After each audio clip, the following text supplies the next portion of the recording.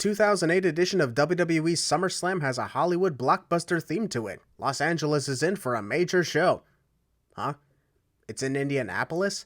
Well, where's the Hollywood theme coming from in a city known for living life in the fast lane? How does that make any sense? One event towers above all others. This is not WrestleMania. I would take off a sin for the amazing stage setup for SummerSlam this year if it actually made sense to the city we're in. Missed opportunity for WWE to create a NASCAR-style stage with cars and pyrotechnics erupting from customized exhaust pipes. Also, that one awkward moment when WWE is going to be in Los Angeles for SummerSlam next year where they could have saved the Hollywood blockbuster theme until then, especially when SummerSlam is going to be in Los Angeles for 6 consecutive years. We are looking at SummerSlam as the biggest blockbuster of the summer. So why is the great Khali competing for the top championship in the WWE? If there was ever a time for MVP to be using his inflatable tent, this show with this stage is the time. Really wish that he kept that because it looked cool. The third longest reigning United States champ in the history of the WWE. Actually, that is incorrect because WWE's version of the United States Championship began in 2003, so MVP is technically the longest reigning US champion in WWE history. The other two reigns Jim Ross is referring to was WCW's United States title. Same lineage, sure, but JR said in the history of the WWE. Also, hard to see anything due to all the smoke from the pyro. That's what happens when you have the first match contest of 2 wrestlers who utilize pyro in their entrance following the opening pyro. Calls Jeff Hardy reckless with this. Jeff Hardy may have reckless behavior, but he damn sure knows how to counter an arm drag takedown with a takedown of his own. That was cool to watch. What got Jeff in, so much of his personal troubles. Wrestler goes after Jeff Hardy because of his past drug issues cliche. This is just cruel to be adding that stuff into storylines because drug addiction isn't something to be brought in for entertainment purposes, especially when it's real life addictions. Watch out! Hardy counter. This opening match only lasts 10 minutes, but both Jeff Hardy and MVP make the most of it with excellent submissions and counters like what we just saw here from MVP. Mule kick. Out of all the times the Hardy-ack arrest has been countered, that just might be the best one. MVP kicking Jeff Hardy literally across the ring was awesome. Excellent opening match for SummerSlam. This whole issue. This asshole. Hey, what the hell? Okay, it was a good opening match, and then Shelton Benjamin showed up to cause outside interference and ruin the momentum these two guys had. Gosh darn it, I gotta stop having hope that matches don't get ruined.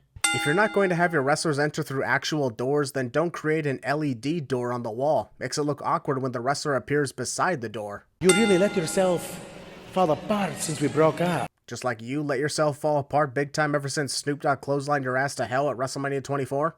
The red lighting. I like that design on the Hell in a Cell structure. I'm going to create a pay-per-view next year so we can keep that red theme, later redesign the structure to be entirely red, and then have the entire arena drowned in red lighting. It's a genius plan, damn it. Text voting. The Intercontinental Championship gets a full graphic entrance while the Women's Championship doesn't. Guess the crew backstage got lazy. Also, this match is labeled as a winner-take-all intergender match, yet all 4 wrestlers mostly compete under mixed tag rules except for when the women get the upper hand on the men. All because we're a PG environment now on the first ever PG pay-per-view event. This place is electrified by Kofi Kingston. So electrified by Kofi Kingston that they're not even moving or cheering for him. You got that right, King. I think her body has gone to her head. Santino Marella forgot to put his straps up before entering the arena for this intergender match, probably because he's an idiot. In the relationship. Santino Marella wanted to start the match with Mickie James, but Beth Phoenix unfortunately tells him, "This is a PG show now. I know it's intergender rules, but we can't let the kids see men fighting women. Should have made this a simple mixed tag team match if that was the case." I'm not trying to condone male on female violence here, but if this is an intergender match, then both genders must be treated as equals, with zero favoritism on either side. Women beats up men, men beats up women, it's only fair. Otherwise, don't do this match.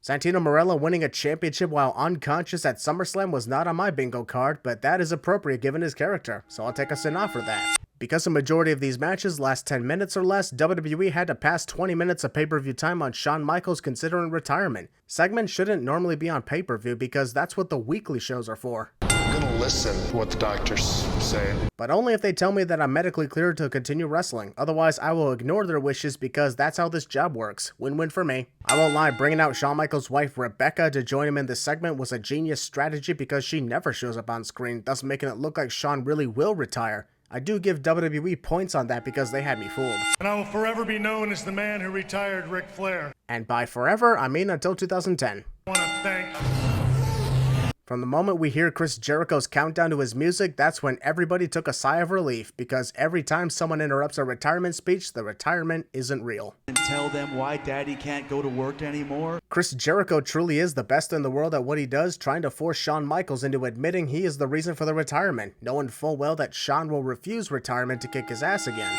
Tell them that Daddy will never be Shawn Michaels. So much insanity, so many counters. Put these two on the mic and it's legendary every single time. Chris Jericho's plan A didn't work out, so he went with plan B, punching Rebecca in the face on purpose so that Shawn Michaels will be forced out of retirement. A truly calculated villain that even pissed me off when I watched that. Time for our ECW main event. ECW main event? You guys are lucky if you ever get a match on pay-per-view, let alone a main event. Besides, we are 45 minutes into the show and 3 matches in. That one awkward moment when the entrances and ring introductions for the ECW Championship match is 5 times the length of the actual match itself. Twist of fate! When referee Mike posing. All this match had was a couple of punches and a twist of fate. 35 seconds long, so I will add 35 sins. Thanks for wasting our fucking time. Match. No wonder Matt Hardy turns on his brother next year. Matt had the chance to become ECW champion, lost the chance in 35 seconds, Jeff Hardy makes the save, and the production team make the whole thing about Jeff by playing his music. Why not play the Hardy Boys legendary theme? A sad thing to look at. This shot perfectly captures how WWE treated CM Punk during his World Heavyweight Championship reign, hanging out in a small corridor away from everyone else instead of a locker room to himself. Oh my kill switch! A transitional champion. If CM Punk was a transitional champion, he would have lost to Batista at the Great American Bash. He's not a transitional champion, but he is a disrespected champion given the way he's being booked. We saw Batman 5 times. Acting like watching movies matter when it comes to being a World Heavyweight Champion. If that's why JBL was so upset about CM Punk being a champion, he needs to get with the program. Championship run by Punk. Pathetic. Damn, WWE is not even trying to hide CM Punk's world title reign being pathetic in storylines. That's just cruel. Defends that title, he has to prove him. Haha, you missed. Maybe switching the momentum. There's the Bulldog. The cameras tried to hide it and failed, because that was one of the worst ways of landing from a Bulldog I've ever seen. Did Vince secretly tell JBL to make CM Punk's moves look like shit? Or is JBL pulling a Shawn Michaels from SummerSlam 3 years ago? Sure, they win the title. They surprise. And now we got referees doing fast counts on CM Punk. Jeez, are they that desperate to get rid of him from the world title scene? Jesus, that was a nasty fall, causing JBL's head to land on CM Punk's. The only reason I'm adding a sin to this moment is because accidents like that unfortunately cause matches to be cut short. Thankfully, the only real damage was CM Punk's head getting slightly cut open, but not as catastrophic as it could have been. This had to be an awkward situation. Triple H went through hell and back with his WWE Championship reign, defeating the likes of Randy Orton, John Cena, and Edge. And now, at the biggest party of the summer, Triple H will face his toughest challenge yet. In an alternate universe, because in this universe, he is facing the Great Khali. Truly feels like this match exists only because Triple H and the WWE Championship would have been left off the SummerSlam card. Triple H, get out. WWE scrambling to put together this video package in the hopes of making the Great Khali look like the most dangerous threat to Triple H.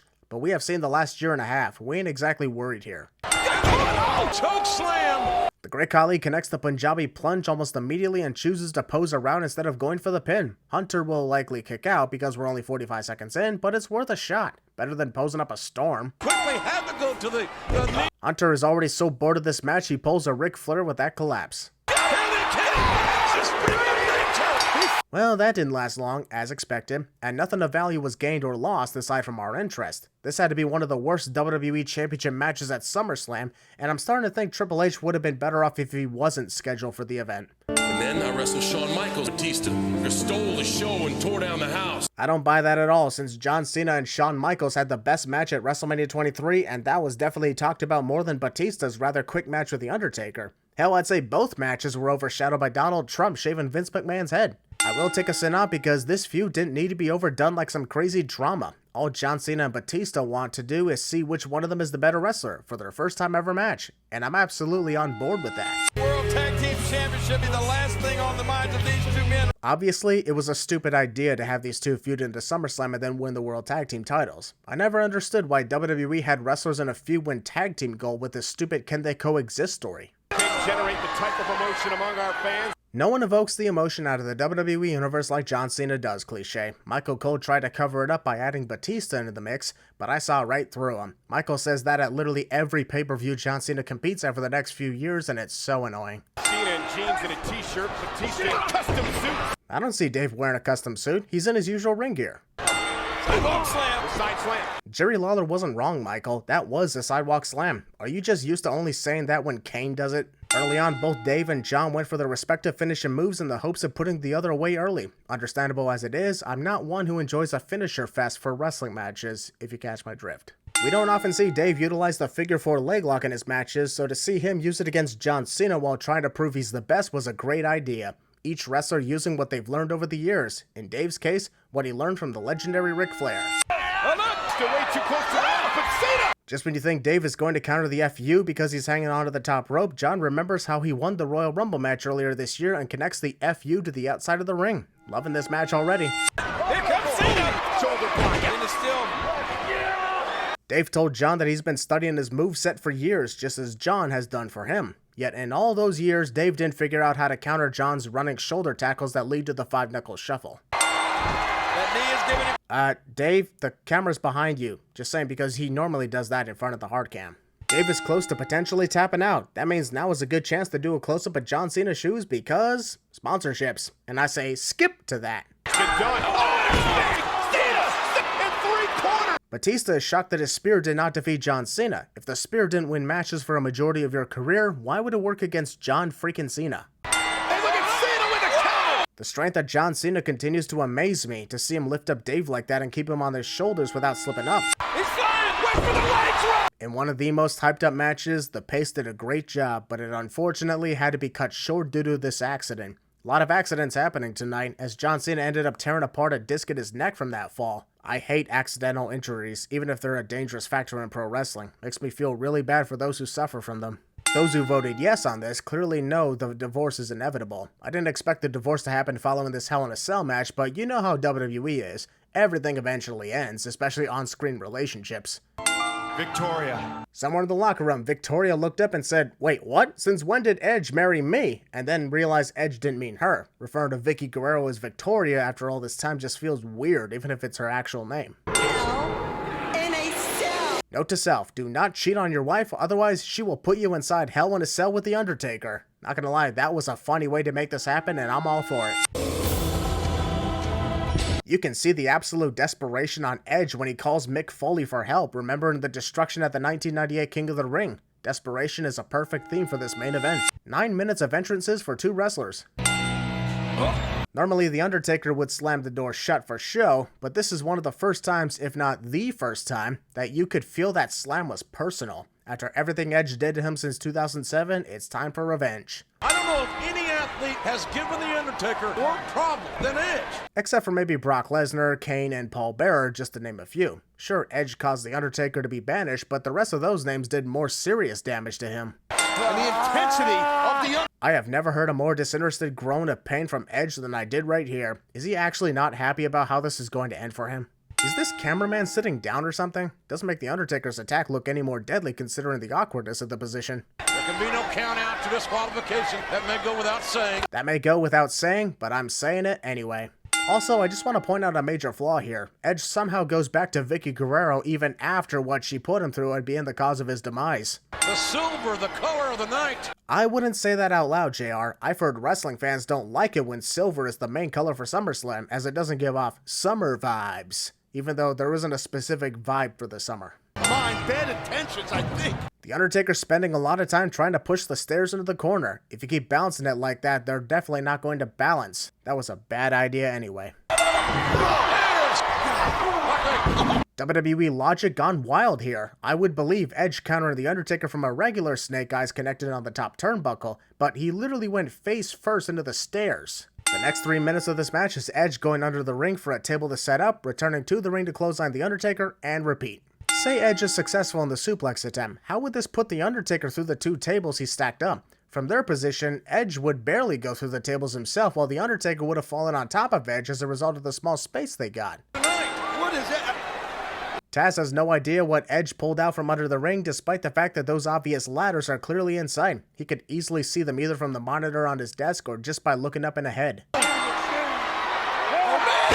Edge understands beating up The Undertaker and putting him through tables. Good to know. We've already seen you do that many, many times. Now make sure to hit the cameraman for sitting down on the job, too. That was fucking amazing to see. I actually got scared that either the commentators or the ringside crew got crushed to death from that because holy shit. I gotta take off 3 cents for that amazing spear through the wall. What the hell's not only in the cell, the hell's out here! Thank you, Taz. I totally did not figure that part out from the fact that these guys are now outside the cage. Well, you know what they say. Whenever the Spanish commentators are absent, the ECW table will have to do. Appropriate since ECW is all about extreme, though not so much anymore. Vicky, I guess, liking what she's seeing right now. Vicky Guerrero clearly has a disappointed look on her face at Edge being in control of The Undertaker, but sure, she is totally enjoying what she sees. Here we go! I know I'm jumping ahead here, but Edge gets chokeslammed right through the ring at that specific part of it. So how did the canvas not break from that chokeslam, which had a lot more force to it than the one from the middle of the ladder later on? Edge is a dick to The Undertaker's dead men. That's it! It's over! It's over! We know it wasn't over following the spear for 2 reasons. First one being the commentators questioning if it was over, and the other one being the 2 stacked tables that have yet to be destroyed. Edge going old school! No recess for Edge! Wah, wah. I do think that was a badass moment when Edge got chokeslammed through the stacked tables. Unfortunately, all I can think about is that random fan who yells, yeah, especially when we hear it multiple times on the replay. Listen to this.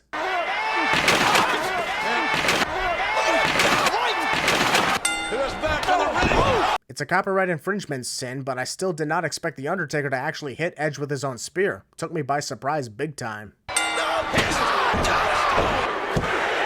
That was a great way to end the match. The Undertaker doing practically everything Edge did to him. Crashing through tables, a camera shot to the head, a spear, and a concerto before ending it all with the Tombstone Piledriver. What a match.